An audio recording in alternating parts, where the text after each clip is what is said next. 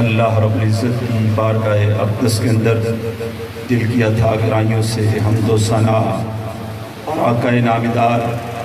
تاجدار مدنی محبت آیات قرآنی آئینہ جمال کبریا احمد مجتبیٰ حضرت محمد مصطفیٰ صلی اللہ علیہ وآلہ وسلم آپ کی بارگاہ اقدس کے اندر ہدیہ صلاۃ و اسلام کے بعد آج کی عظیم الشان کانفرنس، عظیم الشان تقریب جوان مہر علی شاہ ٹرسٹ وکھر کے زیر اہتمام تاریخ 25 اگست کی مناسبت سے یہاں پر انعقاد پذیر ہے۔ میں ان تمام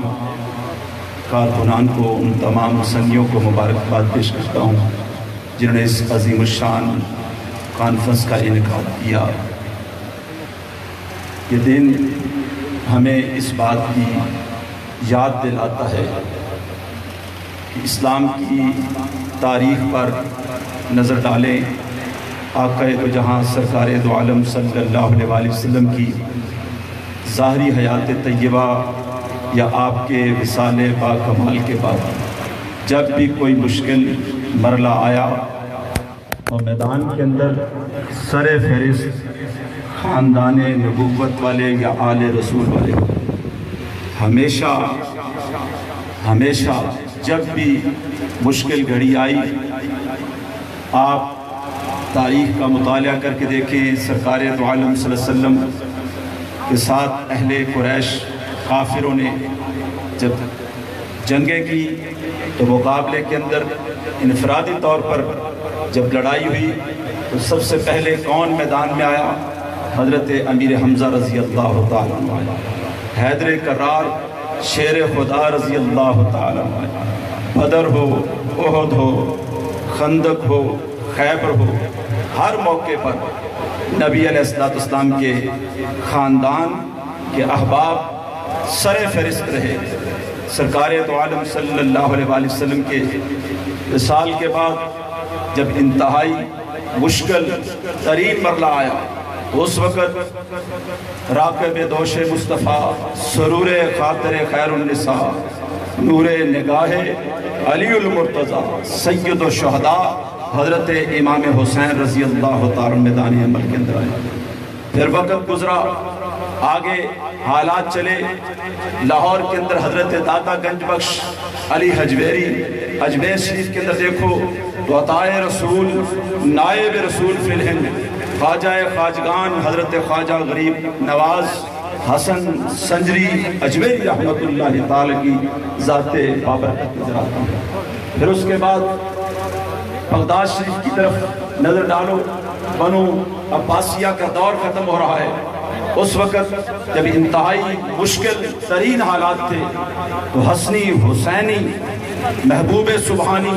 قطب ربانی، شہباز لامکانی، السید ابو محمد شیخ عبدالقادر جیلانی الحسنی والحسینی رضی اللہ تعالیٰ عنہ میدان عمل کے اندر آئے۔ اور پھر جب یہ مرحلہ آیا، قادیانیوں کا مرحلہ آیا، تو اس وقت تجلیات سمدیہ، معمور من الرسول، غوث الثقلین، معمور من الرسول، خواجہ خواجگان، حضور قبلہ عالم السید پیر مہر علی شاہ رضی اللہ تعالیٰ عنہ آپ میدان عمل کے اندر سامنے آتے ہیں۔ اور آپ کی جو تعلیمات ہیں، آپ کے جو ارشادات ہیں، ان کو پیش نظر رکھو تو یہ صاف سمجھ آتا ہے کہ یہ معمور من الرسول، یعنی اس مرحلے کے لیے مرزا قادیانی کے مقابلے کے لیے 25 اگست 1900 کو آپ جو لاہور میں تشریف لے گئے، یہ نبی دو عالم صلی اللہ علیہ وآلہ وسلم کے حکم کے مطابق آپ خود ارشاد فرماتے ہیں کہ میں ابھی بچہ تھا، میں دجال کے لفظ سے بھی واقف نہیں تھا، میں نے خواب کے اندر دیکھا میری لڑائی دجال کے ساتھ ہوئی، اس کی ایک آنکھ نکلی ہوئی تھی، میں دجال کے لفظ کو بھی نہیں جانتا تھا، وہ تلوار لے کر میرے اوپر حملہ آور ہوا، مجھ سے کہنے لگا مہر علی کہو اللہ ایک نہیں فرماتے ہیں میں خواب کے اندر اسے کہتا ہوں غصے کی حالت کے اندر سخت الفاظ میں اس کا جواب اس وقت بھی دے رہا ہوں کہ نہیں اللہ ایک ہے وہ وحدہ لا شریک ہے۔ فرماتے اس نے پھر حملہ کیا، اس کی تلوار گر گئی، دستہ اس کے ہاتھ کے اندر رہ گیا، مجھے کہنے لگا میرے لیے کہو خدا ایک نہیں، میں نے پھر کہا نہیں اللہ ایک ہے وہ وحدہ لا شریک ہے۔ فرماتے تیسری بار اس نے پھر مجھے کہا، میں نے پھر کہا نہیں اللہ ایک ہے وہ وحدہ لا شریک ہے۔ یعنی اشارہ آپ نے اس طرف کیا کہ اللہ تبارک و تعالی نے میرا اس بات کے لیے انتخاب فرما لیا کہ جب مرزا غلام احمد قادیانی آئے گا تو اس کے مقابلے کے اندر پوری امت مسلمہ کے اندر جس کا انتخاب کیا گیا اس کا نام سیدنا پیر مہر علی شاہ ہے۔ تیری مثل بھی نہیں تے مثال بھی نہیں، کوئی رلیا تیرے نال بھی نہیں۔ ٹھیک ہے گرمی ہے پر اسی بھی بڑی دور سفر کر کے ہیں تو توڑے مہمان ذرا سارا مجمع میرے اندر رل کے حضور قبلہ عالم دی بارگاہ خراج عقیدت پیش کرنا ہے۔ تیری مثل بھی نہیں تے مثال بھی نہیں، کوئی رلیا تیرے نال بھی نہیں۔ کوئی زبان خاموش نہ رہے۔ تیری مثل بھی نہیں تے مثال بھی نہیں، کوئی رلیا تیرے نال بھی نہیں، تیری مثل بھی نہیں، تیری مثل بھی نہیں تے مثال بھی نہیں، کوئی رلیا تیرے نال بھی نہیں۔ 1,26,000 بچوں تیری آل جئی کوئی آل بھی نہیں۔ 1,26,000 بچوں تیری آل جئی کوئی آل بھی نہیں۔ علی کا گھر بھی کیا گھر ہے جس گھر کا ہر ایک بچہ، علی کا گھر بھی کیا گھر ہے جس گھر کا ہر ایک بچہ، جسے دیکھو وہی جسے دیکھو وہی شہر خدا معلوم ہوتا ہے۔ نعرہ تکبیر، نعرہ رسالت، نعرہ حیدری، آستانہ عالیہ کولڑا شریف۔ اگر ہو کربلا میں بغداد میں یا کولڑا میں ہو، اگر ہو کربلا میں بغداد میں یا کولڑا میں ہو، جہاں بھی ہے وہیں جہاں بھی ہے وہیں جہاں بھی ہے وہیں شیر خدا معلوم ہوتا ہے۔ مامور من الرسول، فرمایا حضور نے مجھے خواب میں بھی حکم دیا اور پھر فرمایا میں گولڑا شریف کے اندر جاگتے ہوئے حالت بیداری کے اندر تھا، صرف آنکھیں بند تھی، میں نے دیکھا کہ آقا دو جہاں سرکار دو عالم صلی اللہ علیہ وسلم قادے کی حالت کے اندر تشریف فرما ہے، اور میں بھی اسی حالت کے اندر 4 بلشت کے فاصلے پر سرکار کے سامنے اس طرح حاضر ہیں، اس طرح حاضر تھا جیسے ایک مرید شیخ کے سامنے حاضر ہوتا ہے۔ فرمایا میں نے دیکھا کہ دور مشرق میں مرزا کھڑا ہے، وہ پشت کر کے کھڑا ہے۔ فرماتے ہیں یہ ان دنوں کی بات تھی، مرزا کی طرف سے مجھے دعوت نامہ اشتہار کی صورت کے اندر تحریری مناظرے کے لیے مجھے اشتہار وہ صورت چکا تھا۔ ابھی میں نے جواب نہیں دیا تھا، ارادہ تھا کہ جواب لکھوں، لیکن اس سے پہلے سرکار دو عالم صلی اللہ علیہ وسلم عالم بیداری کے اندر جاگتے ہوئے مجھے اس انداز سے حکم دیا کہ مہر علی اس کے مقابلے میں نکلو اور اس کا ناطقہ بند کر دو۔ حضور قبلہ عالم اعلیٰ حضرت گولڑی رضی اللہ تعالیٰ،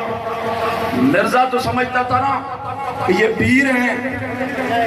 میں نے ایک پیر کو چیلنج دیا۔ میرے جد امجد حضرت شاہ القرآن علیہ رحمہ فیصلہ آباد میں آپ کا ایک خطاب ہے، آڈیو کیسٹ کی صورت میں موجود ہے۔ فرماتے ہیں کہ علم جفر بہت کم لوگوں کو آتا ہے، دنیا میں شاذ و نادر کوئی لوگ ہوتے ہیں جو علم جفر کے ماہر ہوتے ہیں۔ اپنی مثال دی، فرمایا میں نے الحمدللہ میر ظاہر اور ملا حسن جیسی کتابیں 60-70 مرتبہ پڑھا چکا ہوں، لیکن علم جعفر کے کتاب کا میں نے مطالعہ شروع کیا، مجھے نصف صفحے کی بھی سمجھ نہ آئی۔ فرمایا علم جعفر وہ علم ہے جو علوم کا بادشاہ ہے، جو بندہ اس میں دسترس حاصل کرتا ہے وہ جنوں سے بھی اور انسانوں کے علوم سے بے نیاز ہو جاتا ہے۔ فرماتے دنیا کے اوپر ایک شخصیت ایسی تھی جو علم جعفر کے اوپر بھی عبور رکھتی تھی، وہ سید پیر مہر علی شاہ رضی اللہ عنہ۔ فرماتے یہ وہ علم ہے، یہ وہ علم ہے کہ بندہ بولے اس کی قلم لکھے، بندے کو لکھنے کی ضرورت نہیں پیش آتی۔ فرماتے سنگین حضور قبلہ عالم کے آگے عرض بھی کیا، چونکہ آپ کی کتابوں کو دنیا کے اوپر شہرت مل چکی تھی، لہٰذا ایک بندے نے، ایک مولوی نے آپ پہ سوال بھی کر دیا، حضرت کہ اتنی بڑی بڑی اہم علوم کے اوپر کتابیں آپ علم جعفر کے زور پہ لکھتے ہیں؟ فرمایا کبھی لکھی تو نہیں، لیکن اگر ضرورت پڑی تو میرے لیے لکھ بھی لے۔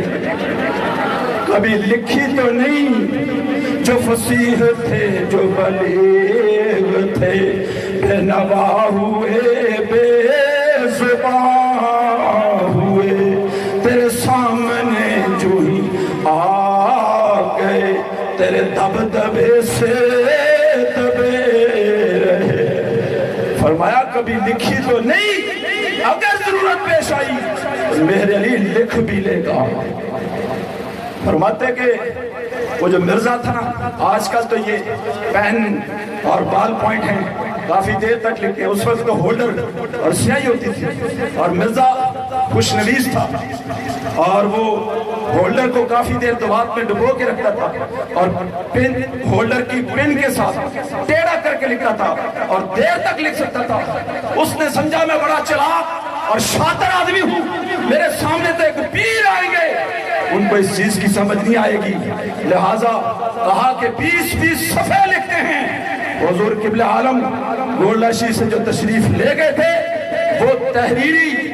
مقابلے کے لیے تشریف لے گئے تھے، تقریری مقابلے کا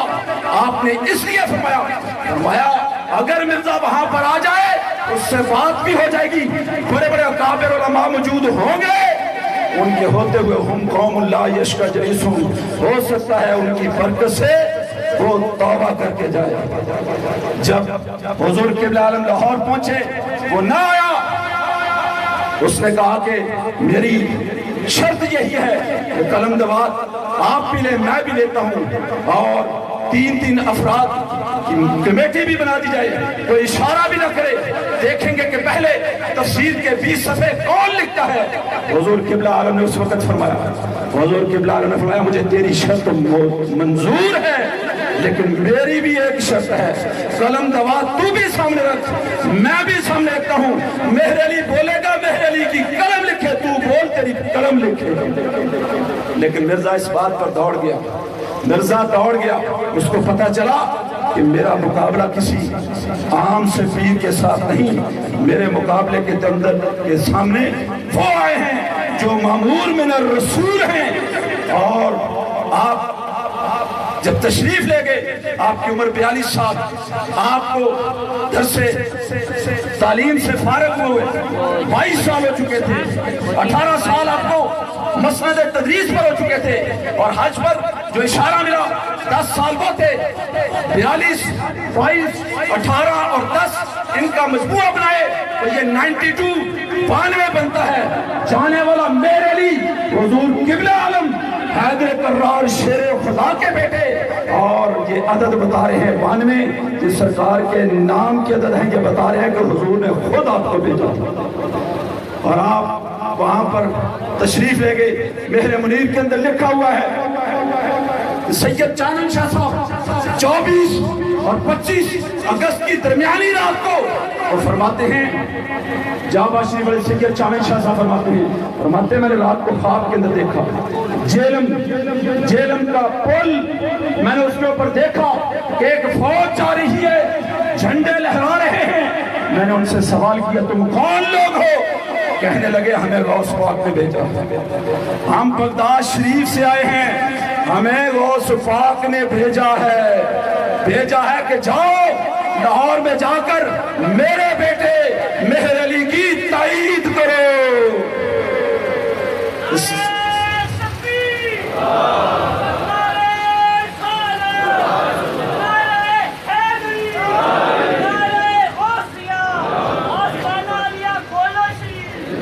آج کل لوگ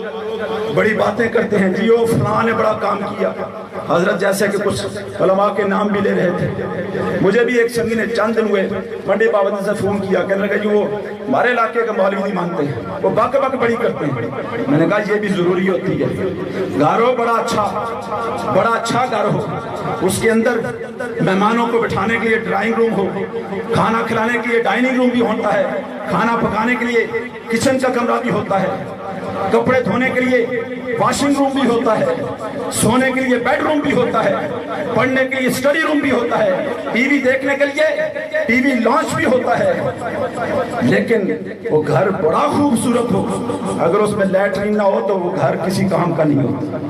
لہٰذا جہاں یہ سارے موجود ہیں وہاں بک کرنے والے لوگوں کی بھی ضرورت ہے کہ وہ بک کریں گے تو آپ لوگوں کے دلوں کے اندر جذبہ پیدا ہوگا. آپ پہلے سے بڑھ کر آسن انداز سے حضور قبلہ عالم کے پیغام کو دنیا تک پھیلائیں گے. گجرانوالہ ڈویژن کے اندر چند سال ہوئے کانفرنس ہوئی وابڈا گراؤنڈ کے اندر، بڑی عظیم الشان کانفرنس، 20-25 ہزار کے قریب لوگ بیٹھے ہوئے تھے. اسٹیج پر پاکستان کے بڑے مایہ ناز علماء بیٹھے ہوئے تھے. 6-7 علماء مجھ سے پہلے تقریر کر چکے تھے. تو جب وہاں سٹیج پر صدارت تھی ایک ایسی شخصیت کی جن کا بہت بڑا نام ہے، ان کے آبا بھی اس فتح مبین میں لاہور میں شامل ہوئے تھے. تو ہر مولوی آئے تو ان کا ذکر کریں. وہ جو 6-7 تقریریں ہوئی کسی نے حضور قبلہ عالم کا نام تک نہ لیا، حالانکہ سٹیج کے اوپر جو تصویریں لگی ہوئی تھی اس میں قبلہ عالم کی تصویر موجود تھی. جب میری باری آئی تو میں نے کہا ٹھیک ہے، ہم بھی ان کے عقیدت مند ہیں، ہم بھی ان کے ماننے والے ہیں، علماء اہل سنت میں سے ہیں، مشائخ اہل سنت میں سے ہیں، لیکن یہ بڑی زیادتی ہے کہ جو ہیرو بن کے گیا اس کا آپ ذکر ہی نہیں کر رہے. یہ کیسے ہو سکتا ہے جن کی آل یہاں پر بیٹھی ہوئی ہے، جن کا آپ سارے علماء ذکر کریں. میرے منیر اٹھا کے دیکھو یا یوم فتح مبین کا وہ واقعہ اٹھا کر دیکھو. ان کے حضرت نے تو صرف اس دن 8ویں نمبر پر تقریر کی تھی، اس کے علاوہ ان کا کوئی کردار نہیں.